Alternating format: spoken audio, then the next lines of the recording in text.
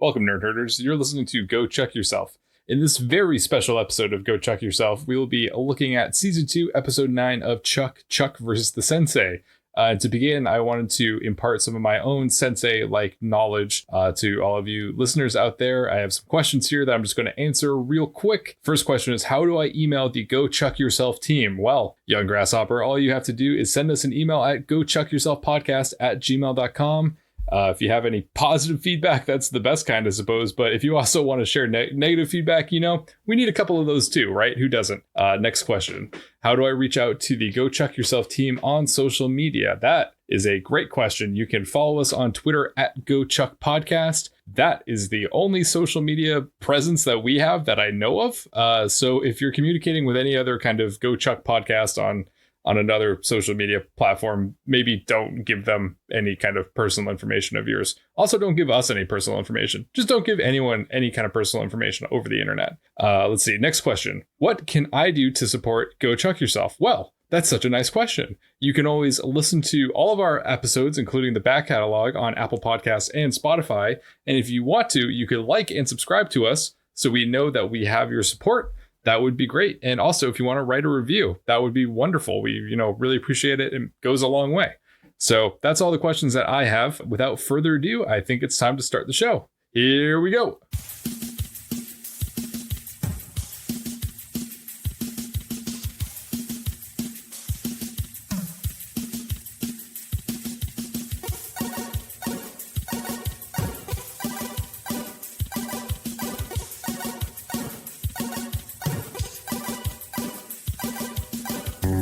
Hello, welcome to Go Check Yourself, the English version. My name is Chris Gillespie. My name is Erin. For some reason, I thought you were going to say the English patient, and I was like, that would be a fun episode. I don't know anything about that. I just wanted to let the listeners know that they're not listening to the Spanish version of this particular program. Because after we record the episode in English, we go back and recite the entire thing in Spanish for Spanish speakers. But you're listening to the English one. I wish that we could speak Spanish, but also that I would be able to submit this to my high school Spanish teacher and retroactively get the B+ that I had in my senior year Spanish class bumped up to an A-.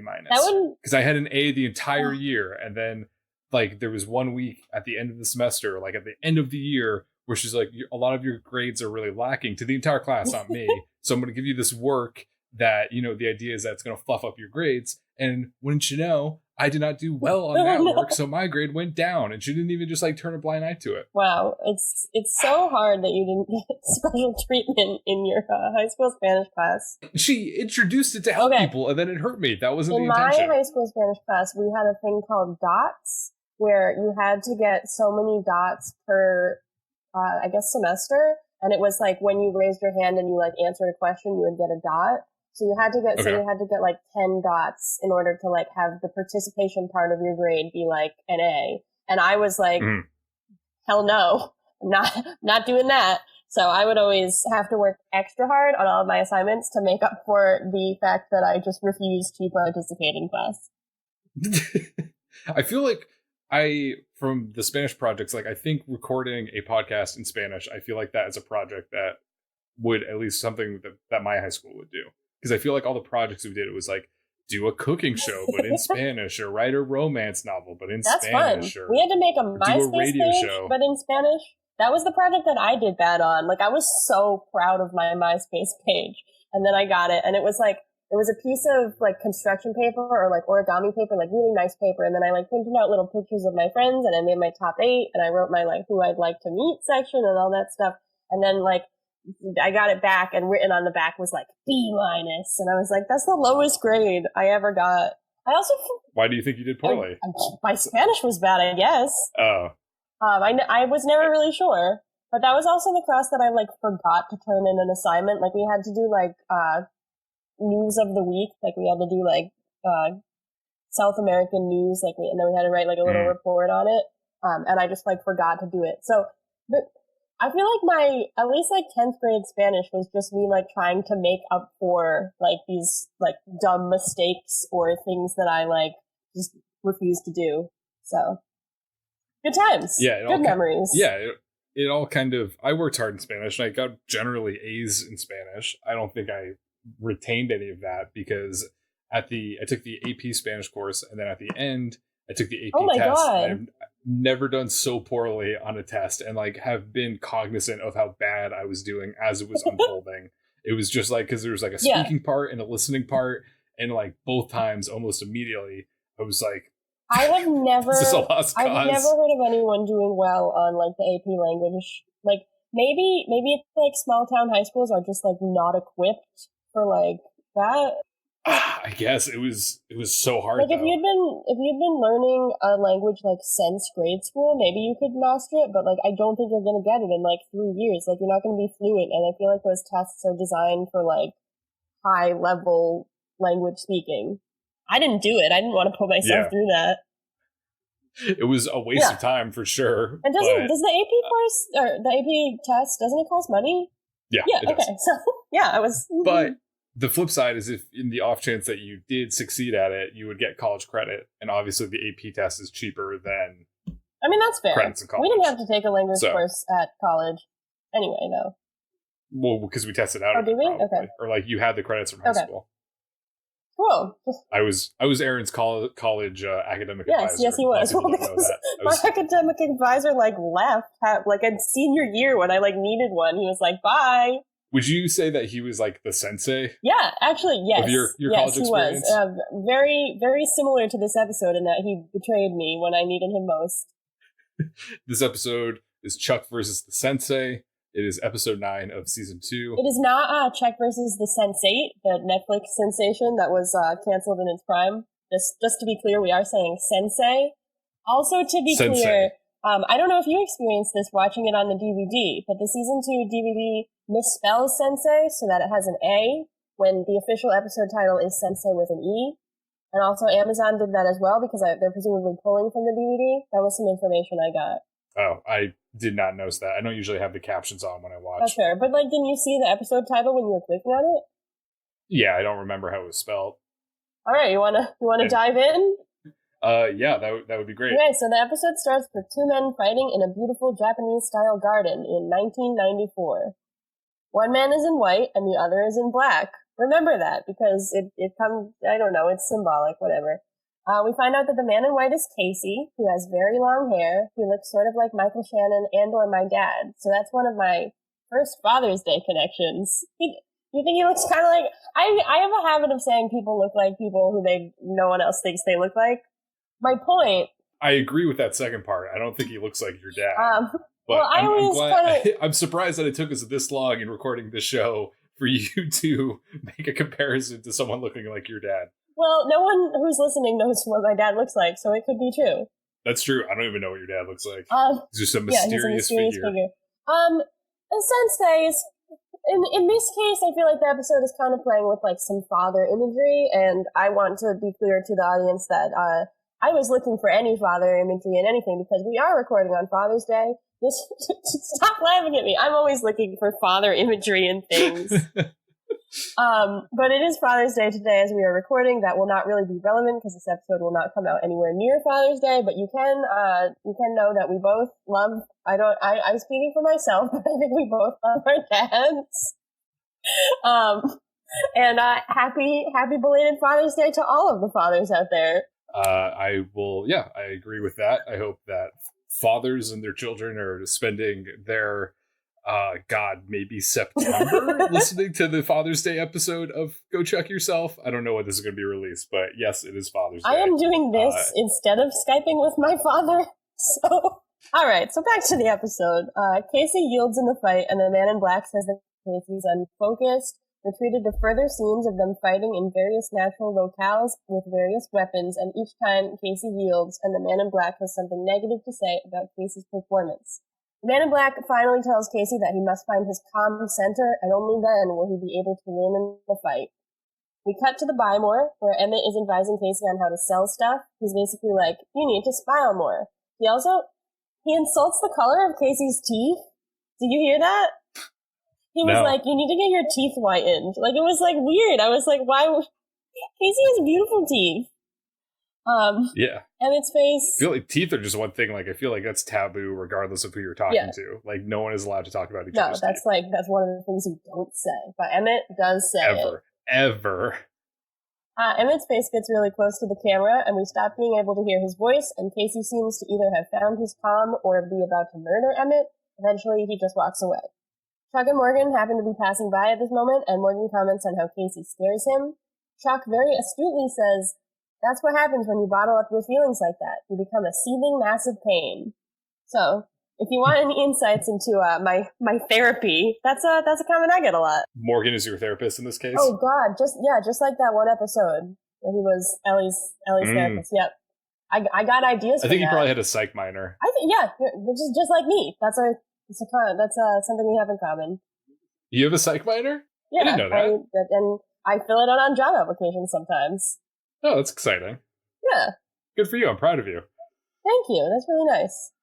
Morgan and Chuck have a very scene-setting conversation about the end of his relationship with Jill, which was nice for me, having not seen that episode in the past week. But I was wondering if there was a break between those episodes, so that's why we get the kind of thorough recap. Mm-hmm. But there wasn't. It was they aired a week apart, so who knows? But it's nice. They set the scene. Their conversation is interrupted by a call from Sarah. Chuck returns to Castle and finds out that something is happening with some NASA-type organization, whatever. Chuck and the team have to surveil a testing facility to see if Chuck flashes anything, blah, blah, blah. It's very, it's their typical mission.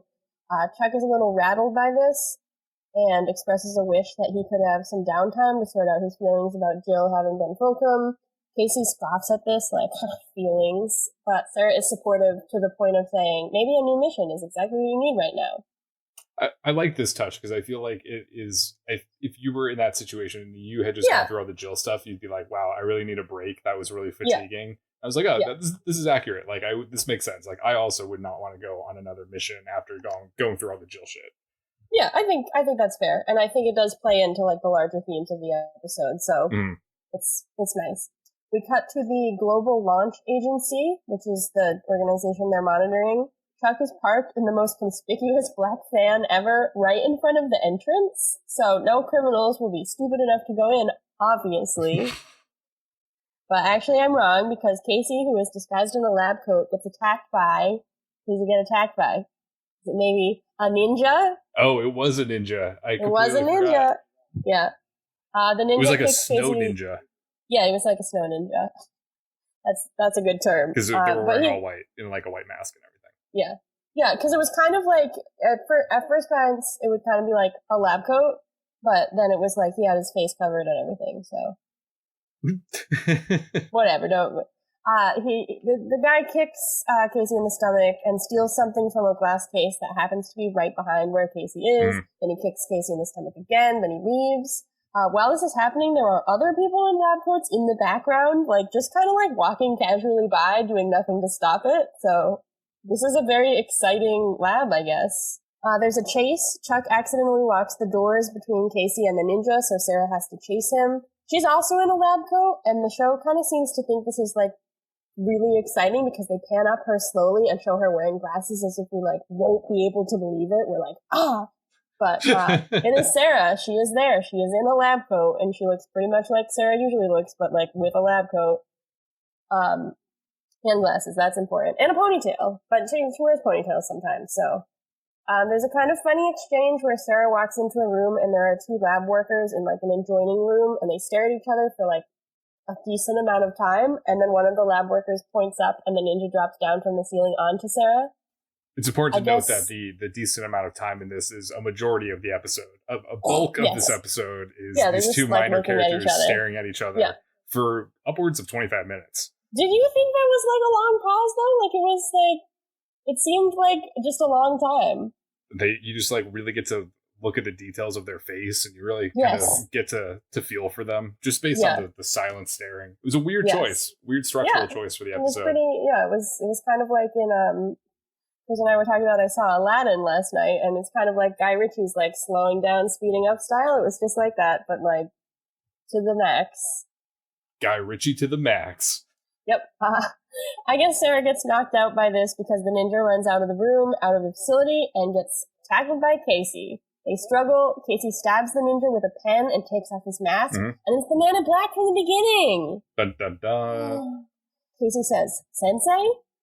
The Man in Black, who I will now, I am officially dubbing him Ty, runs away and gets into a Hummer. I was very excited to see a Hummer because I do not see them very often because they destroy the environment. But I was excited to see one in this episode, in this fictional world.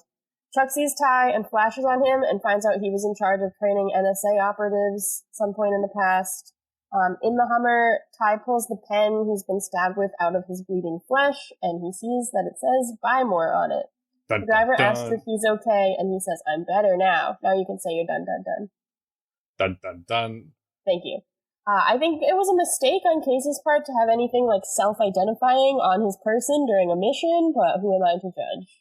I'm not a spy. It just says buy more though. Like I'm sure if you went through my collection of pens, you would find brands. Yeah, I and mean, I have names like Bank of all kinds America. things. I have like places I haven't even been. Yeah, like, exactly. pens. Same. Just So, like yeah. different colleges or foundations. It doesn't really Yeah. mean anything. Even if it did mean buy more, I imagine there's probably a lot of buy mores in the Burbank area. There might be That's the true. Burbank buy more, but there's probably neighboring towns have their own stores.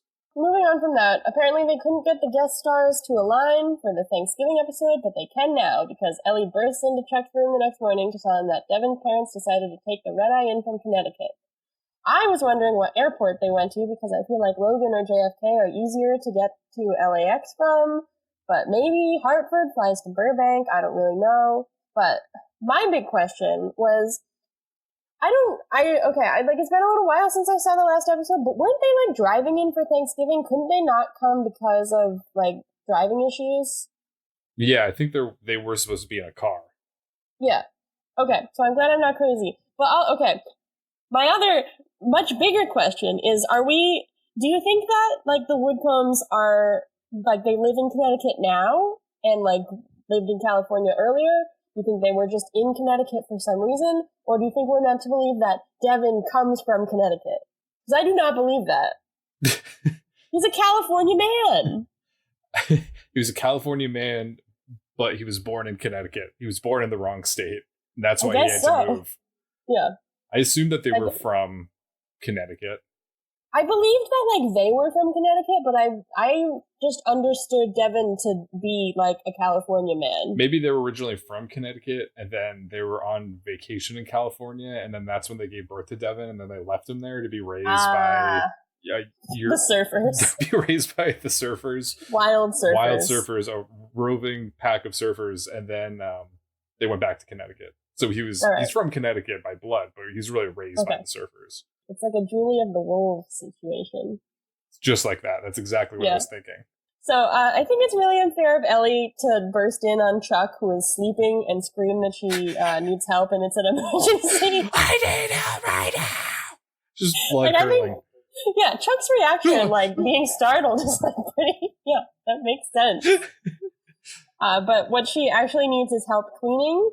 I'm unclear on if they actually clean, because when they go out into the living room, the Awesomes are already there. So I don't really know the timeline of this. And this is also like the week after Thanksgiving, which is when they were originally coming, when Ellie was doing all her cleaning. But they do not make reference to that at all. No, and you think that like, the house is probably fine. She just cleaned it. Or, it's probably fine after a week. Well, Morgan, Jeff, and Lester were in it eating, so I don't know. It could be pretty messy. Fair enough. The Awesomes are both in biking outfits, which is just something that we should know. And Devin's mom tells Chuck to call her Honey, and Devin's dad says his name is Woody, which is short for Woodcomb.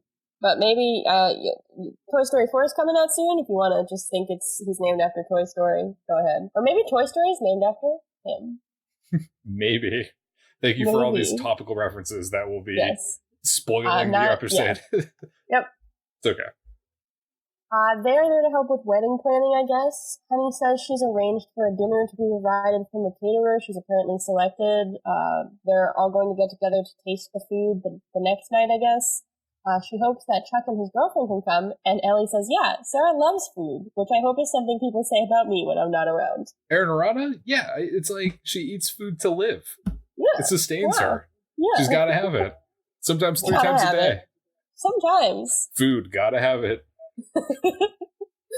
Back at Castle, Casey explains to the team and Beckman that Ty was his sensei and taught him everything he knows. Sarah says she's never met anyone who trained with Ty before. Beckman tells Casey to share his stories because any detail could help them find Ty, but Casey is a little reluctant. Beckman explains that Ty has gone rogue and is now stealing weapons to sell on the black market.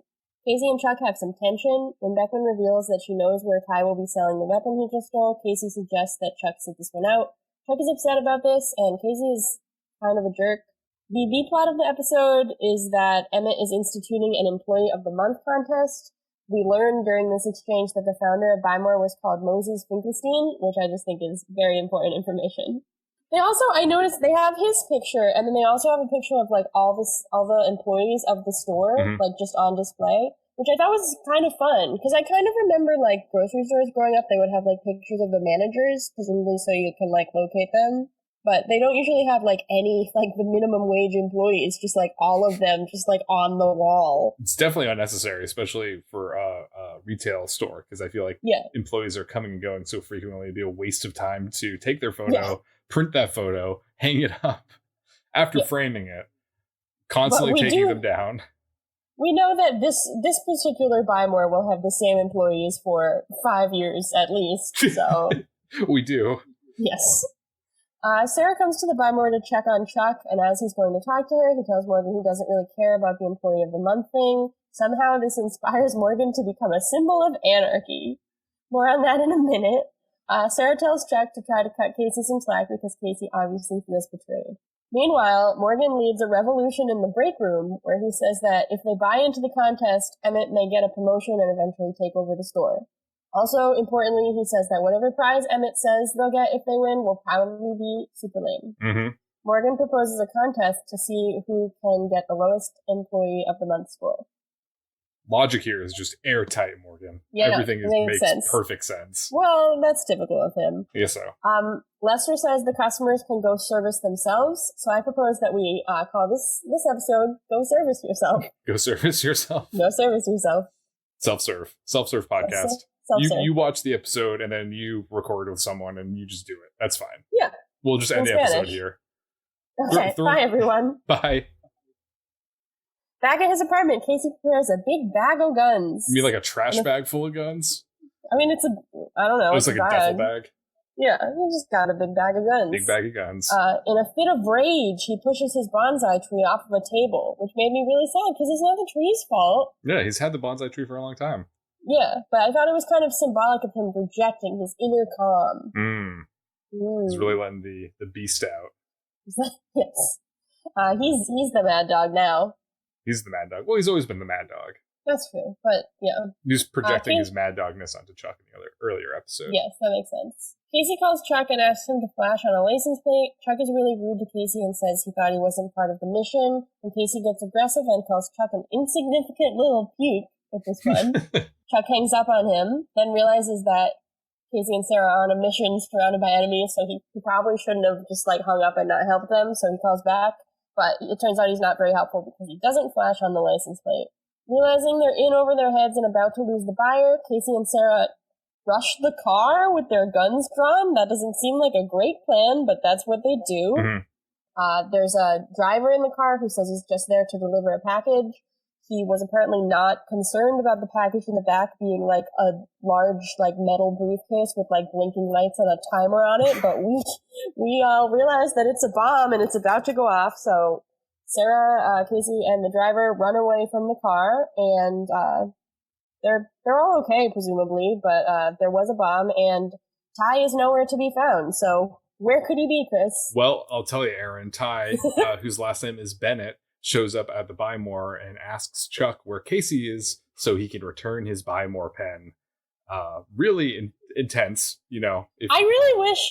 I wrote down that I wish that the pen was still, like, soaked in blood at the tip. Like, he's cleaned it off, which is kind of nice, but, like, imagery, I wish it was just a bloody pen. Yeah, that would have been good, and I feel like that would have been easy. I think we should all make it a point to go and return the pens to all these various places that we all collectively have pens from. That would be very therapeutic. Maybe that would help us find our inner calm. I think that would just bring us together as a nation if everyone just had to go around. Maybe I'm gonna write this movie, and it's gonna be shot and directed and then released around the holidays. I feel like this would be the perfect family-friendly movie that no one wants to see that gets released during the holidays. Like the one with Steve Carell as the little action man, the little action figurine. Welcome to Marvel. Yeah, I'm gonna get that director. And welcome to Penguin.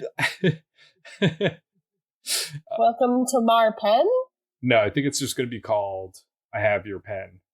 Or I have our pen. Oh, it's our pen. You have my pen. I think you're onto something here. I think this might be a good idea. Should I just call it Pen Island? That's pretty good. I think I think this would be good as a film, or I think it would be good as like a Nickelback music video. Like if they make a comeback, I feel like that could be like everybody's returning their pens and there's like a song in the background like a hero could save it. That was a really bad Nickelback, but you know what I'm saying. It would be beautiful. I could see that, like slow motion footage of people going up into different places, and like this guy with this like really shaggy looking goes into a bank and like returns the bank's pen. Yeah, and then this like, all right, Chad, get at us. Oh man, that would be wonderful if we were able to produce and write a Nickelback music video. That would be really good. Nickelback, if you're listening, it's on the table. We'll do it for any sum of money that you can offer. Maybe even no money. I would do this for free. As long as you cover like just the basic food and housing. Good Lord. Okay. So anyhow, Bennett is at the Buy More with a pen, trying to ask where Casey is. So Chuck, this is a red flag for Chuck. So he goes and he calls Casey, but Casey doesn't pick up. So it goes to the voicemail. Meanwhile, Bennett approaches Morgan to ask where Casey is, and since Morgan is doing opposite day with customer service, he's very rude to Bennett, and Bennett threatens him. It's not very different from Morgan's usual customer service persona. No, it's not. Chuck runs up and tells him that Casey is actually not working today, and he doesn't know when he'll be back in. So Bennett, I guess, is like pretty cool with this, so he thanks him and he leaves the store. Seems like a good way to resolve the situation. Chuck follows Bennett out of the store into the Large Mark parking garage, which is apparently something in the plaza. Yeah, I didn't know about that. He once again calls Casey to let him know that Bennett was at the Buy More. Sarah and Casey tell Chuck, don't do anything. We'll be there ASAP. But Bennett has already snuck up on Chuck. So Bennett takes Chuck and he shoves him into the trunk of a small sedan. Back at the Buy More, Ellie and Devin are with Devin's parents, Honey and Woody, adding items to their wedding registry. Didn't know that Buy More had a registry program, but also interesting. Yes, they do. Yeah. Honey makes a sales pitch to Ellie for why she needs to own a machine that vacuum seals food. And I think that sounds pretty nice, actually. I would like that. And Woody explains that the camcorders are great because you can use them, quote, first for your honeymoon and then for your kids, end quote. That was horrible. Oh my God. I had to rewind it and listen again because I was like, did he really just say that? Whatever you do, just make sure you use 2 separate tapes. Devin apologizes to Ellie that his parents are so involved, and Ellie understands, but as Devin walks away, she pretends to shoot herself with a pricing scanner that she's using to add the registry items, and good thing it wasn't Casey's price scanner. Oh my God. I was going to say, I really like having used one of those. I like all the gun imagery. I'm not cool with actual guns, but I'm cool with Telzon's being guns. I think I've definitely used some kind of price scanner in that fashion. Yeah. I think. I can picture you doing it. I would absolutely do that. Devin asks Lester where Chuck is, but Lester is also doing the whole terrible customer service thing, so he doesn't help him initially until Devin gives him a stern look. Meanwhile, Casey and Sarah follow Chuck's GPS signal and find Bennett in, I'm assuming, the same Large Mart parking garage. Yeah, he hasn't made it very far. No, he's not. They realize that Chuck is in the car, but Bennett and Casey lock eyes as their cars face each other, and they decide to play a game of high-octane chicken. You ever played chicken? Nope, not in any capacity. I think we should do it right now. How so? Well, you may have noticed I've been moving around. I have been climbing to my building's roof. I would like you to do that as well, and I don't know how chicken works. I think that you have to be at a high height. I think it's anything that you have to be gradually racing to put yourself into danger. Okay. All right. Well, I will throughout this episode from now on be gradually putting myself into danger. Okay. I hope that you will be doing the same. Well, I will, I'm going to turn the camera off, and then we will just work on the honor system, and you can trust that I will be, Great. going into a dangerous I situation. do not question that at all. Perfect. Chicken. So, do you say chicken while you're playing chicken? Yes, I think you have to chant it over and over again. Okay. All right. Sarah is in the passenger seat of Casey's car. She's not fond of this idea because she doesn't want to die. So she starts freaking out at Casey. Bennett eventually gives up and he swerves at the last minute, crashing into a bunch of parked cars. Casey and Sarah jump out of a Crown Vic, which is what Casey was driving. Yeah, it was a Crown Vic. Yeah. He's got another one for his $10,000 Crown Vic. $10,000, buy them in bulk, baby. Buy 5 at a time. Casey chases Bennett out of the garage while Sarah runs up to help Chuck in the trunk of Bennett's car. Bennett runs along the rooftop of adjacent buildings as Casey pursues him. They're running and jumping and leaping down things, doing parkour action. Casey corners Bennett at the edge of the rooftop near an interestingly placed cable that's dangling from a crane. Bennett has a cool rogue mentor speech where he says that he's been following Casey's impressive career and asks Casey if he thinks that he would have been able to achieve or survive any of it without the training from his beloved sensei. Casey says no, which is the answer that Bennett was fishing for. So that must have felt good for Bennett. Bennett. Yeah, it's nice to get praise from your students. I imagine that he doesn't have like the course evaluation system that like we had in college. So it's like that's the only way. Like he has to corner them on a rooftop. Did I do a good job? Please tell me I did a good job. What do you think I could improve on? Bennett admits that he came to Burbank to ask Casey to join his team of Fulcrum agents. Is he Fulcrum? Is that ever established? Yeah. Oh, okay. All right. I wasn't sure if he was just bad. But he's like a manager at Fulcrum too. Like Is he's he? doing well. Yeah, he's a team leader. Okay. Cool. Casey doesn't really consider it at all. I thought he was going to consider it, but he doesn't consider it for a second and says that that would have been interesting. I would have liked that actually. Yeah. Casey does not consider it at all though for a second, and he says that he's not a traitor. Bennett is all like, whatever, you're not strong enough to be on my team anyways, and then escapes by swinging down that cable that we were just mentioning, and he just gets away. He's completely gone. He's gone. He's out of there. During a debriefing with Beckman finds out that Casey was playing chicken while Chuck was in Bennett's trunk and decides to take him off the mission since it is clear that Casey is too emotionally involved to perform appropriately. Chicken. Sorry, I was just practicing. It's okay. Yeah, that's what happens. Casey pleads with Beckman to keep him on the case. So like, no, please, I swear I'll change. Beckman, no. That's like kind of a Nick Cage. It was. Yeah. So was that your intent there? No, it just accidentally turned into that. Okay, that's cool.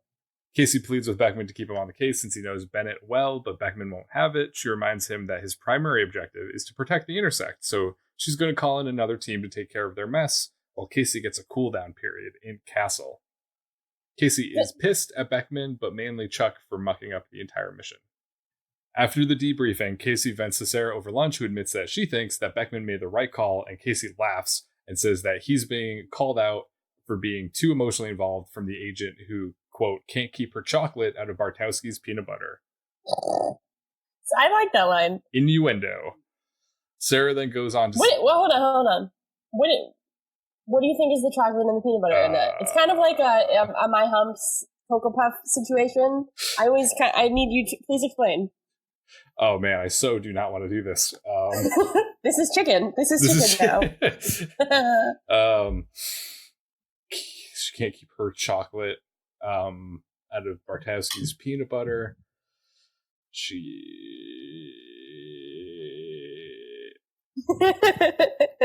Everyone likes chocolate, so Sarah is chocolate and she's alluring, but Bartowski is peanut butter, and peanut butter is more protein based and is more reliable. And some people are allergic to it. It's more utilitarian though. So, Chuck's more stable and normal, peanut butter, but Sarah is like sweet and different and is an escape like chocolate. I feel like we're back in Introduction to Literary Studies, and you just answered one of Dr. K's questions, and you're like, I feel like there's phallic imagery in the tower in the turn of the screw. That's not what I said at all. In this moment. And there is phallic imagery in Turn of the Screw. You know that. Well, there's phallic imagery in the chocolate peanut butter comment, too. Well, I mean, sexual imagery. Yeah, it's not phallic, though. You would know. Chris Gillespie. I can't even say this. Chris Gillespie, phallic expert. You're being so mean in this episode. I'm sorry. Just like Sarah to Casey. Casey's just trying to be, he's going through a whole thing, and Sarah's just like, meh, meh, meh. Meh, meh, meh is exactly what I sound like. Meh, meh, meh. I'm trying, what I'm trying to do right now is get a lower score on my host of the month, employee of the month, whatever. I want my comment card. I'm trying to be a jerk right now. Okay, I see. Yeah, I appreciate that. I'm the bad boy of the podcast now. You do an opposite day with the podcast. Yeah. Just trying to reel you in. Sarah has thoughts about this. Sarah then says that her emotions have never put the intersect in danger, unlike Casey, who let anger cloud his judgment. Casey says, so you admit to having feelings for the nerd, to which Sarah responds, I will admit to having feelings, period. Casey then says that one thing he's learned from his 20 years in the business is that everybody lets you down eventually. But you know what? Sarah don't give a shit. She walks out and finds Chuck sitting upstairs in the orange. Chuck asks Sarah how Casey's doing and says that he feels terrible about how everything has played out. After all, he understands what it's like to make rash decisions based on emotional involvement. See the last 3 episodes with Jill. Sarah is impressed with Chuck's empathy, but explains that they have higher standards for Casey, who should know better than to get his emotions involved. Sarah then approaches the door and reminds Chuck that she'll see him the next day for something to do with Ellie and Devin's wedding, and she asks Chuck to just leave Casey alone in the meantime. That's pretty reasonable advice from Sarah. So she's going off her shift, which is leaving Chuck there, which begs the question, like, what did she do to unwind at the end of a long day? Like, what's she looking forward to? What do you think? It sounds like you have an idea. No, I don't. I have this question written down. I would guess that she goes back to her beautiful apartment and, like, is in her underwear. Like, based on the information that I have been given by the show, she's just constantly in her underwear. Yeah, I guess you're not wrong. Something to do with knives? Well, she has a clock radio now, so she can listen to some hot tunes. I suppose. She could take a shower and, like, make sure that no ninjas are attacking her while she's attempting to take a shower. We've never seen Sarah take a shower. The last episode we did. Well, we've seen her, like, attempt to take a shower. We've seen her, like, wash poison from her body. Okay. But we've never... I would argue that we've never seen any of these characters take a shower except for Ellie and Devin. It's true. Because they're doctors, so they're clean. They have to be clean. I'm proud of the show for establishing that doctors are clean. Doctors are clean. Everybody else dirty. Back at the Buy More, Emmett has wrangled Morgan, Jeff, and Lester into his makeshift office, which is actually just the break room. How did he get curtains in there? He has, like, doctor's curtains that just, like, slide along the ceiling. Probably just bought them at Large Mart. That's true. I'm sure Large Mart probably has curtains. I think so. Yeah. Emmett informs them that out of all the incompetent employees at the Buy More, that these 3 have distinguished themselves by getting the lowest customer satisfaction scores in recorded history, to which they all high-five. Emmett says that since none of them are taking it seriously, he's decided to make a new rule where the employee with the lowest rating will have to work a closing shift every Saturday night for a month, which all of them are vehemently against. This is truly a terrible punishment. Yeah, I thought he was just going to say that he would fire them, but I guess this is pretty bad. Yeah. It's maybe worse. Yeah. Did you make note of Jeff's line here? Because I thought it was very funny. Emmett leaves them with the closing words, you have one night to improve your scores, so they all sprint out and begin delivering absurdly outstanding customer service. So the answer is no, I did not make a note of that line. So Lester says that he can't work Saturdays because of his Jewish religion, and that is true. It is not legal to force employees to betray religious laws to work. You have to make accommodations, so that is true, but Emmett don't give a shit in this case. But Jeff's line that I really liked was he said, I can't work Saturday night either, it's date night. And then Emmett, like, raises his eyebrows. And then he says, it's laundry night. And then Morgan and Lester raise their eyebrows. And then he says, it's 2 for 1 night. And then everybody's like, thought it was good. Good. I thought that was just a clever little exchange. That's pretty cool that they have a bar that does 2 for 1 night on a Saturday night. That kind of deal doesn't usually happen on Saturday nights. I was wondering, because I mean, I had to, like, take a moment to think, like, 2 for 1 what? Because, like, I mean, I guess, like, the implication is obviously bar, but I was, like, thinking, like, it was, like, 2 for 1 anything. He didn't say 2-for-1 drinks. He just said 2-for-1. 2-for-1 where? We need to know. Damn it. Chris. Meanwhile, on the sales floor, as they're giving their outstanding customer service, Morgan and Lester are doing well, but Jeff just screams at a customer and berates him for giving him 4 out of 5 stars. I really stars. liked that. I liked seeing him, like, because Jeff is a very, like, emotionally muted character, much like Casey. And I liked seeing, like, the actor get a chance to, like, shout and, like, show some emotional range. It was very raw. Yeah, it was nice. Nice change of pace. Back at the castle, Casey is trying to break out of castle. So did they just lock him in? They were like, you can't be on this mission and you're not allowed to go back to your home. Yep. They just locked him in. Okay, cool. But his attempts are unsuccessful, so he calls Chuck. Casey asks Chuck to come to castle, but Chuck says that Sarah told him not to. Casey then sits down and explains to Chuck that he started training with Bennett when he was young and stupid, and that Bennett agreed to take Casey on as a student, even though he didn't qualify for the program. Bennett, he says, taught him everything that he knows. He then really opens up to Chuck and says that he feels very vulnerable and exposed, but he doesn't feel comfortable talking about it over the phone. So Chuck, being a good friend, agrees to come over right away. I'm glad that you wrote that Chuck is a good friend, because I wrote Chuck is so fucking stupid. Great. Chuck enters castle and is all apologetic and ready to console Casey when Casey grabs Chuck and puts him in a headlock and uses Chuck's fingerprint to turn on Castle's computer system. Casey pulls up the security footage from the scene in the parking garage and zooms in on the passenger seat of Bennett's car, where a folder with a bonsai tree emblem is printed. Chuck flashes on the bonsai symbol and discovers the address of Bennett's headquarters, which he tells Casey. Casey then brings Chuck over to the retina scanner to use his eye to override the security system and open the door. Casey brings Chuck up to the orange and handcuffs him to the counter and says that he will shoot Chuck if Chuck tells anyone where he is or that he's going after Bennett. Now, this is bad news for Chuck because Chuck has to go to Ellie and Awesome's wedding food tasting thing, and Casey has left Chuck's cell phone and keys out of reach on a table. It was like, I don't know if Casey was being, like, dumb by leaving that stuff there, or if he was just being, like, extra sadistic. Because he could have just taken them, and then, like, none of this, like, if Chuck didn't even have the option of a phone, but then on the other hand, it's kind of, like cool, because Casey's saying, like, oh, Chuck, you couldn't even get that. Like, it's so close, but you can't even get it. Yeah, that's true. You could have just, left it outside or something. That would he could have just pocketed it and left. Back at the Grotowskis, the Awesomes, Sarah, and Ellie are taste testing food for the wedding, and the Awesomes are basically steamrolling over, like, everything. Honey asks Ellie her favorite cake, and then says, actually, it doesn't matter, which was pretty bold. Woody offers to walk Ellie down the aisle. Devin and Ellie keep sharing, like, increasingly agitated looks, but the walking down the aisle thing makes Ellie snap, and she finally bursts out and says that she said yes to the big wedding and the burgundy bridesmaids' dresses, but she can't say yes anymore. She rushes off, and Devin follows her, which I thought was nice, a good show of loyalty, leaving Sarah and the Awesomes to sit very awkwardly together at the dinner table. Woody says, so Sarah, you're in the yogurt game? Which I want to be described as in the yogurt game. Well, maybe you need to enter the yogurt game before you I guess so. Like that. I'll work on it.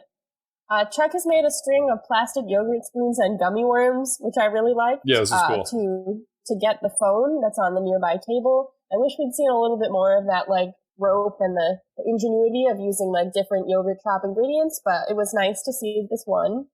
He gets his phone and he calls Sarah and says he can't tell her where he is because Casey threatened him, so he makes her guess. I thought this was unnecessary, and also, I'm not sure why Orange isn't Sarah's first guess, because there are literally 3 locations anyone is ever at, and she is currently at one of them. But she guesses it, good, pretty quickly. Chuck tells her Casey went to Ty's new dojo and gives her the address as well. Sarah tells Chuck to stay put while she goes after Casey. Chuck is not happy about this. Maybe you can explain a little bit better what he does here, but he kind of seems to break into, like, the orange refrigerator system and get, like, a pipe full of liquid nitrogen or something like that. I don't know what it is exactly, but he sprays it on his handcuffs and then he hits them with, like, a metal scoop and they break. So, yeah, that's more ingenuity on his part. A good description of that. Okay. Meanwhile, Sarah catches up to Casey at the dojo and puts a knife to his throat. There's kind of a struggle, but then she says, I'm your partner and I'm not letting you go in alone. So that's a nice moment. While I was writing this, I made a stunning observation. Have you ever noticed that partner is an anagram of parent? No, I did not. Father's Day. Chuck drives up to the dojo and someone knocks on his car door with a gun. When Casey and Sarah burst into the dojo, Chuck has already been captured, and they like a whole group of men in karate uniforms just has guns pulled on Chuck and then points them at Sarah and Casey. Chuck says he was waiting in the car, he swears, which I guess was kind of true because he was currently in the car when he was captured. Ty pulls a gun on Casey, but Casey convinces him to fight him in hand-to-hand combat with honor. Ty agrees because he's nothing if not honorable. Casey starts losing the fight pretty badly and keeps getting knocked to the ground. Apparently everyone is cool with Chuck pulling Casey out of the ring and giving him a really long pep talk because he does that for a long time. He says that beneath his terrifying exterior, Casey is a scared little boy who has many deep feelings, and he actually loves Chuck. This makes Casey really mad. Chuck tells Casey to direct his anger at Ty. Then Chuck turns to Sarah and explains, Casey doesn't really have a calm center. It's more of an angry center. Can I just take What do you think your center is? Carmel. Yeah. I think that this is another instance of that Chuck fighting game would be sweet. You have Ty Bennett as a character, and you have a level that's the dojo. It would be nice to have Ty Bennett as a character in something, because he's not a character in this. Shots fired. Casey beats up Ty. Whatever, he's good at fighting now that he's angry. His plan after this seems to be to take on the literally dozens of other students in the dojo, but before he can, the FBI rushes in because apparently Chuck called Beckman. Nice foresight on his part. Probably while he was in the car driving from Burbank to Mulholland Drive. Like, maybe not that far, but like he had time to make a phone call. Back in the Bymore, Emmett is announcing who won the Employee of the Month contest, prompting me to wonder, did a month go by over the course of this episode? I was led to believe this was like a day and a half. Yeah, I guess the scores are in already. I guess so. So the winner of the contest is Skip Johnson, one of our extras from a few weeks ago. So that's great. Skip Johnson using his knowledge of meditation and the secrets of the human mind to perform outstanding customer service. Yes, I was happy that he got recognized. Also, he gets a 65-inch flat screen TV. Which is, a sweet prize right there. Is it a sweet prize or is it more of an inconvenience? Because, like, where is he going to put that? What if he already has a TV? What if his wall is too small? Like, what's he going to do with it? I guess worst case scenario is sell it. It's just really big. That's my problem with that TV. It's like 40 inches, great. 65, that's pushing it. That's too much. That's like one wall. I appreciate your emotional involvement in this. I feel like you are talking that you feel like Skip is one of your roommates and is going to be bringing this TV, and that's the level of investment. Yeah, I was imagining it. I was like, I would just be like a little bit like, I wish he'd gotten just like a more convenient price. Can't you just be happy for him and his giant TV? Okay, fine. I'm happy for you, Skip. Morgan and the others are, I mean, they're kind of happy for Skip, but they are jealous, and Lester and Jeff feel betrayed that Morgan said the prize would be lame, because obviously it isn't. Wasn't lame. Emmett should have just mentioned that up front. I think a lot of things would have been different. I think he was kind of being a jerk. Like, I think that's why he didn't mention it. But I think that if he had mentioned it, then it would have given the employees more incentive. Mm-hmm. So, yeah. Meanwhile, Chuck and Casey return to their apartment complex. Chuck has a one-sided conversation where he's pretending to be Casey, thanking him and saying they're friends. Casey is completely silent throughout this whole exchange, but as he goes into his apartment and shuts the door, he very quietly says thanks. Chuck is pretty pleased about this. He goes into his own apartment and he finds Ellie lying on the couch with a glass of wine. He apologizes for getting stuck at work. Literally, he was stuck because he was handcuffed. Oh, that's true. Yeah. Ellie says Devin is taking his parents back to the airport. It's unclear if they, changed their flight, which seems kind of inconvenient, or if, they were just planning to leave that night anyway. I don't know why, they just, I think she just, she was indicating she didn't want them to plan her wedding so much. I don't think she was indicating that she needed them to leave, but they're leaving. So Ellie talks to Chuck. She says that she never dreamed about her wedding day when she was a little girl, but she did always think that her dad would walk her down the aisle. She says she knows that it's not going to happen, but it's hard to let go of. Chuck is really struck by this. He goes into his bedroom and he finds an old cardboard box. He pulls out an old birthday card with his dad's phone number on it. He calls, but the number is no longer in service. He goes back out to the kitchen and promises Ellie that he's going to use his computer smarts to track down their dad. I guess he's never tried to do that before. Maybe he didn't care to do it before, but he guarantees that their dad will walk Ellie down the aisle. Well, he's saying that his computer smarts, he means his spy connections. Oh, okay. That makes a lot more sense. Okay. I was going to ask you. When I was reading reviews of this episode, I guess this is the first time we found out that their dad is like alive and around. Mm-hmm. Like, and I kind of remember when I was watching this for the first time being surprised by this because I just assumed like both of their parents. Like I know their mom left them, but they haven't really mentioned their dad too much. Mm-hmm. Do you remember watching this live and how you reacted to this news? I do not. Okay. I kind of like I remembered when they got to the part of like there's certain parts of the show that I remember because I remember having like emotional reactions to them. Mm-hmm. So I feel like there was some degree of shock where I was like, oh, they're going to try to find their dad. Like he's around enough that they could maybe find him. Mm-hmm. Hopefully we'll find out about that later in a later episode, but who knows? Mm-hmm. Who could guess? And thus ends the episode on a pretty poignant note of brother sisterly bonding and talking about dads, much like one would do on Father's Day. This ended up being a pretty good Father's Day episode, huh? Yeah, it was actually. Not saying that this is a good episode of this, but like this is an appropriate episode to talk about. Yes. On Father's Day. I feel like there was a line where Casey almost said that Ty was like a father to him, but he kind of cut off before he said the word father. Mm-hmm. I don't know if I was just like putting my fatherly feelings into the episode, but I thought that was kind of like something we were going for. I think it's definitely there. I think in having your perspective on that was helpful because I did not pick up on those things because I did not watch it on Father's Day, so I wasn't. That's true. That's coming in from a different lens. Yeah. Chuck versus the Sensei. Chuck versus the Sensei. Do you have anything else that we should know about this episode that we should be cognizant of? Some fun facts from our friends at Wikipedia. Chuck has a poster of Tron in his room. I've noticed that several times. Probably you have too. There have been some references to Tron. Mm-hmm. The guest star playing Devin's dad is Bruce Boxleitner. I don't know if I'm saying that correctly, but he was the star of Tron. It says he starred as Tron. Is Tron a character in Tron? Yes. Okay, I thought Tron was like a machine or something. I've never seen Tron, but this actor is in Tron, so it was kind of a lot of people were excited to see the actor who played Tron in Chuck. That's a good Easter egg. That makes a lot of sense. Yes. Casey also says the line "damaging my calm," which is a phrase used by another Adam Baldwin character in the show Serenity. So that's a fun fact for all you kids out there. Okay. The last thing I wanted to note is that in the AV Club review of this, the writer refers to John Casey as one of his favorite characters on television today. So I thought that was really nice. Like, if you want some insight into how people were feeling at the time that this aired, Casey is one of the favorite characters of television at that time. Interesting. Yeah. That's a pretty bold relative based on this episode. Yeah, I thought it was a bold stance. Yeah. Yep.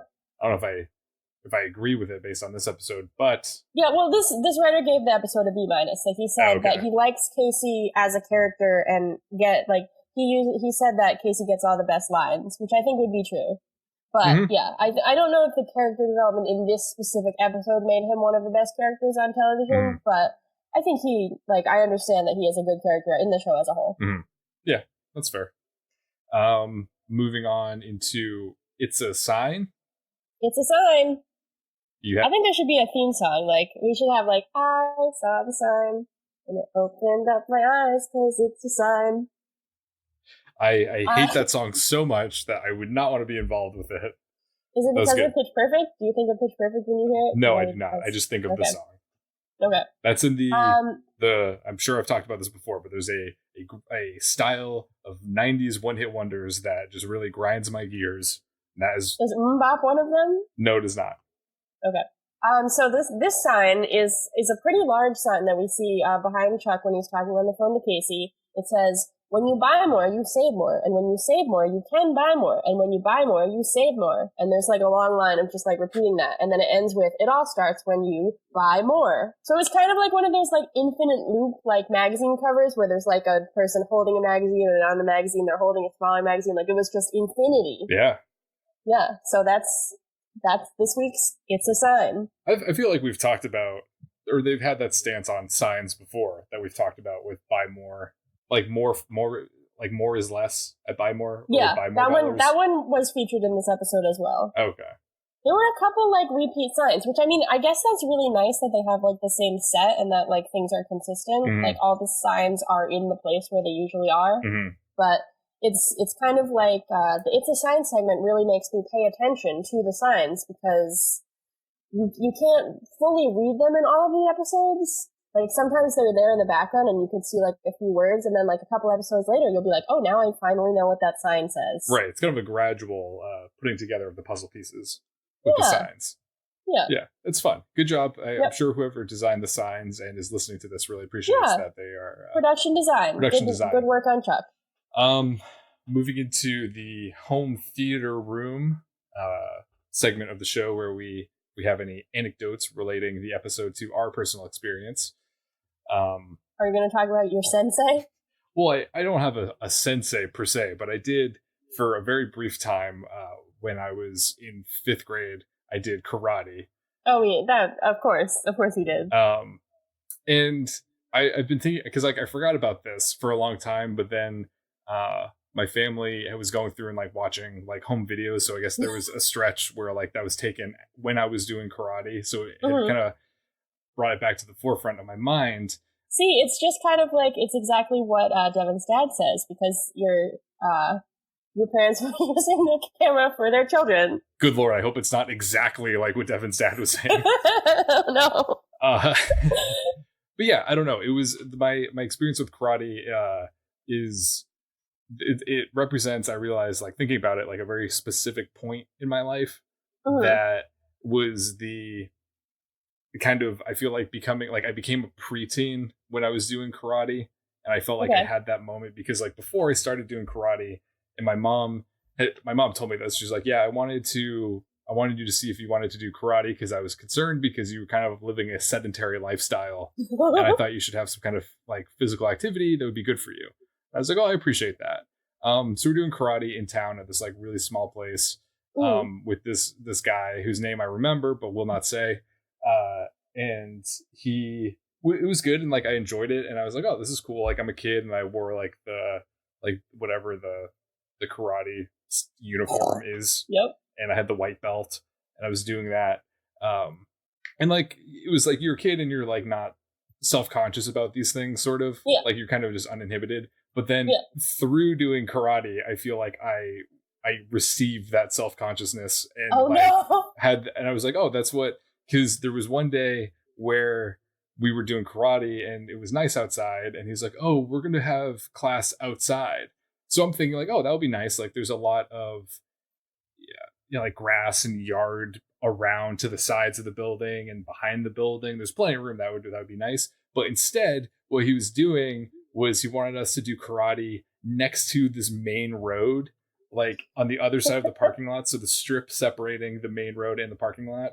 And we're standing there and cars are going by, and I'm doing karate. And at that moment, I had this inkling of like, I feel very embarrassed right now. Wow, like, it was your first insecurity. Yeah, like I care about what people might think if they saw this, and I do not like this. Thanks, Sensei. Yeah. So anyhow, I had that moment, kind of was not liking it. I ended up getting, and this is something that I've never been able to verify with anyone else, but I got a white yellow belt, which is halfway between a yellow belt and a white belt. And everyone that I've talked to is like, no, I just went straight to the yellow belt. I also think it's bullcrap because like I think that they can, if you're a sensei or you're a karate instructor, like you can grant belts. There's no like standard board of governing that you're like, you need to pass these to be certified. Like they can hand them out whenever. And I was getting the sense that he was like really stringing me along because like if you're stringing the person along, the longer that you have them, the more classes they take, the more that they would have to pay you. Mm-hmm. So I got disillusioned with that pretty quickly. Yeah, I don't know. And then it was like I stopped going, and then he would like call my house and be like, hey, I noticed you were in class. Like, what's going on? Like, are you still? And we just like ignore the calls, and eventually I had to be like, yeah, I'm not coming back. And he was like, well, why not? I'm like, I don't know. I don't want to do this. So I did karate when I was in elementary school. I think maybe 4th grade. And it was not it was even less glamorous than yours, because it was not at a separate studio. It was just like an after-school activity in my elementary school gym, and I think maybe 7 people did it. I might have been the only girl. I don't remember, but I remember the word sensei. That was where I learned sensei for the first time, and I remember often that my sensei told me not to hold in a sneeze or a cough, because that was my body expelling like germs, and like not to hold things in. I guess he was like, you gotta let these things out. So every time I have a cough or a sneeze, I think of my sensei. He was a better sensei than Casey sensei, because he taught to let your emotions out. But I hope he was telling you to like cover these things when you're doing them. Like if you sneeze or cough into your arm. I don't think you really mentioned that. I think you just said don't hold it in. Bunch of 4th graders sitting around a gymnasium just coughing and sneezing into each other. Yes. All these kids are really sick. I don't know what the common denominator is. I also remember there was like a thing where we had to grab a coin out of there was the sensei's son, who I forget what we called him, but he was like the sensei's son. I think, yes, I guess so. And he put like a quarter in his hand, and he was supposed to like snatch it out. And I remember I did it, and I was really proud of myself. But I was at the end of the line, so he was like, I just got tired over the course of the line. So he like diminished. So his dad sensei was good, but sensei not as good. Apparently, this was something I had completely forgotten about, but then, like I said, was reminded when my family saw footage of this. But apparently, to get my prestigious white yellow belt, the final step of the test was me getting kicked in the stomach by the sensei guy. So apparently, there's footage of me looking very concerned as a 5th grader, standing there trying to like flex my muscles in my abdomen, my core. So I was like, oh my god, I'm gonna get kicked by this guy. He obviously didn't kick me that hard, but. I mean, I am not questioning traditional karate practices, but I think a 5th grade boy getting kicked by an adult man. Oh, and that's a video that your family has just to watch forever and ever. It's out there. No, it's not out there, but it exists. It's in there. It's in there. It's all in there. So yeah, this explains a lot about my adult life, or all these memories. Yeah, I think so. Yeah, and then he's like, he's like calling me surprised that I don't want to come back. Like, dude, you kicked me in the stomach and gave me a white yellow belt. That's the equivalent of like 0.5 on the. Anyhow. So would you like to move on to Chuck, Marry, Kill? Yes, now that I'm emotionally raw, as many characters in this episode are. Mm-hmm. Chuck, Marry, Kill, one part of this episode that we'd like to marry, and one part of this episode that we would like to kill. Would you like me to go first, or would you like to go first? You go first. All right, I'm trying. You may have noticed a pause as I try to take a picture of my cat, who is being very cute right now. So I will go first with my Mary. I generally liked that Skip won the Employee of the Month. I liked seeing Skip have his first line that I remember him having. I don't know that he's spoken before. But I particularly liked what the line was, where he says, "It's not my fault. I tried to be a jerk," much like me over the course of this episode. I like the idea. Do you remember? I didn't remember this until like watching this episode, but do you remember a point in college when I said, I'm going to try to be a jerk now? Have you ever stopped? Wow, Chris. Wow. See, that's how you be a jerk. I've been trying to teach you this whole time. Yeah, you really did. I've been your sensei. I just like the idea that Skip is like a really nice guy, and he was like trying to be rude, but because the thing I remember about when I was trying to be a jerk was that I think really what I was trying to do was just like not care so much about other people. But what I was like, if someone was like far away from me, I was like, I'm not going to hold the door for them. And then I was like, jerk. So Skip Johnson over here. What about you? What would you like to marry? Well, I think what I really liked in this episode was the like Ellie's character arc, and that Ellie was allowed to have feelings as a character outside of her relationship with Devin. Or I guess it was still like related to that, but the fact that she misses her father and wants to see him and has this meltdown in front of Devin and his parents, I felt like was really interesting, because otherwise she's usually pretty calm and collected, and we don't usually get to see her have that kind of depth I as a definitely character. Agree. She definitely, like, most of her emotions relate to Chuck, and then like also to Devin. Like that's her. So it was nice to see her have like her own independent feelings. I totally agree with that. Yeah, that was my Mary. Yeah. For my kill, I don't even know if this is exactly a kill. I don't really know what I would remove of this, but I would definitely change it. It was just that Ty was a really flat character and might as well have been played by like a hunk of cardboard. Like he didn't really do like the actor did a fine job. Like he did what I'm sure was asked of him, but he didn't like his purpose in the episode was to like get Casey to have an emotional like journey, and like even that was like felt pretty flat to me. Like I think that they could have done a lot more with this character. A lot of the reviews talk about how we didn't know, like, I guess a lot of the reviews didn't pick up on that he was Fulcrum, which I also did not know, but so I guess that's his motivation for being evil. But a lot of people were talking about, like, what does he do? Why did he turn bad? Like, et cetera, et cetera. Yeah. Which I think that, like, we just had Chuck's experience being betrayed by Jill. And that was like, I mean, she was not, like, I think I said in the last episode that she felt like a flat character, but like compared to this, she was like pretty well developed. Yeah, that's true. It could have been interesting if they gave him more episodes, like a longer arc to kind of have that exploration sort of. Or like you said, if they had something with like Casey being tempted to join him because he really was a father figure and he was like, well, Ty always knew what was best for me, so maybe I should like listen to him, or if like Casey had like a time in the dojo and like they didn't really even have a conversation, did they? Like other than the rooftop thing, no, not really. Yeah, but the something that I did want to point out here was we were talking about how I saw Dark Phoenix yesterday, and one of the big lines of Dark Phoenix was Jessica Chastain says to Sophie Turner, "Your emotions make you weak," and then she says, "No, my emotions make me strong." And I thought that was the consensus of this episode as well. Isn't that scene taken directly from Captain Marvel? Yes, it was. They're also in space when it happens, so. Well, then they had to do reshoots because of similarities in the final battle scene. They wouldn't. I don't know if it's between. I think they were referring to Endgame, maybe. Okay. Or Captain Marvel, doesn't matter. Okay. Yeah, I mean they're in space and she explodes into a ball of light, so it's pretty much all of those things. Yeah. Yep. My kill also involving Casey. I just think Casey threatens to kill Chuck a lot. And I feel like at this point we know those are just empty threats, and it's just kind of not interesting. It doesn't feel threatening. It doesn't really add any stakes. Like, oh no, Casey's gonna kill. Like, no, he's not.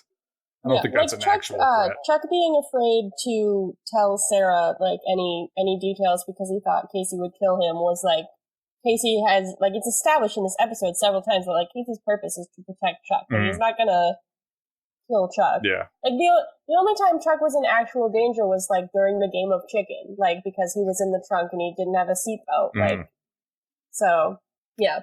I think that's fair. So moving on to the Scooter scale, ranking this episode or giving the score, just like a customer service card, I suppose. 0 to 5. We don't do stars, we do corn dogs, but same concept. Yep. How many corn dogs did you give this episode? I'm gonna give it a 3, which is now seeming kind of high to me. I feel like I just wanted to show like Casey some support because I'm happy Casey got his own episode, so that's like 1 star for me, and then I think the episode itself is like 2 stars, so I'll give it a 3. But it was not like it was a fine episode. I wasn't like super enthused by it. Yeah. I liked some parts of it, but it just seemed like a lot of stuff we've already seen before in like slightly better episodes. Like Casey had an episode where he was betrayed by a former by his lover, like the undercover lover one, I don't remember which one it was, but we've had a Casey episode before where he deals with his emotions and betrayal, and I thought that was more well done than this one. So. Yeah, I feel similar. I gave it a 2.5. Okay. I feel like it was a pretty predictable episode, or a very predictable episode. Even from the opening scene, you're like, oh, this is going to be a Casey episode. Oh, this guy's going to come back. Even the stuff with Ellie and Devin, I was like, oh, the Awesomes are going to be like suffocating to Ellie, and she's gonna.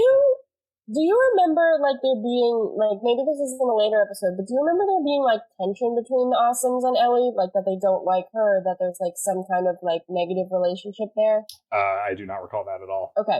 I could be mixing it up with another show, but I thought there was going to be a thing where she yelled at them and then they, like, encouraged Devin to break up with her or something. I kind of remember, like, some kind of antagonistic relationship. Huh. So, I could be totally wrong. Yeah, I don't know. I have no clue. I hope that doesn't happen, but we'll see. But yeah, I just talking about the episode, I think it's kind of funny that Chuck says that at the beginning he wants to take a break after all of the Jill stuff, because I feel like this episode is basically a break between the larger arc of Jill coming and going, and then also the arc of them trying to find Chuck's father. And I don't think this episode was outrageously bad. I just think it was pretty boring. I didn't really... Yeah. I did appreciate some of the moments in the episode, like the exploration of the emotions and Chuck using Casey's emotions to fire him up in like kind of a, I don't know, like an inverted way, sort of. Yeah, I liked that. I liked we've already talked about the Ellie stuff. Like, I did really enjoy that. I thought there were elements of the Buy More plot that, like, I would agree that was fairly predictable, all of the things that happened. Mm-hmm. But I did I liked Jeff yelling. I liked some of the, like, weird, some of the, like, filming choices of, like, Emmett or the employees, like, giving advice or, like, talking when, like, Chuck does a good job of, like, zooming in really close and, like, having, like, interesting angles and stuff. So I liked that we got the opportunity to see those things. But the storyline of the episode was a little lackluster. Mm-hmm. Well, we will be able to continue our Father's Day celebration next week, in the following episode, because spoiler alert, there's a father in it. I didn't like watch coming attractions or anything. I didn't like look at did you watch this episode already? Yes, I have. Okay. So I did not watch the episode already, but I did see in the review someone talking about the coming attractions, and I can confirm that there is a dad. Nice. Yeah. Well, I will let you go. So I suppose you can. Do you Skype with your dad? Well, it is difficult to get to my dad, and I am not able to send my dad a card because he does not have an address. Okay, Chuck and Ellie. Yeah, so I'm gonna hunt down my dad after this call, and maybe we'll Skype. I appreciate that. You're really taking your devotion to Chuck to a next level by really becoming the characters, moving to California, trying to find your father. That's a great point. Working for the CIA. Oh no, I wasn't supposed to say that. I've been made! Was that me being shot? What was that sound? That was you being shot. I thought it was pretty obvious that you were being shot. My game of chicken has concluded because I am dead. So I guess you are the winner of chicken. That's right. I'm the winner of chicken, and I'm here to tell you that my name is Chris Gillespie, and that food is sexy. My name is Erin, and I'm here to tell you that anything is possible. Besides locating your dad. Don't spoil it. Ha ha ha. Adios. See you next time. Hasta luego. Bye.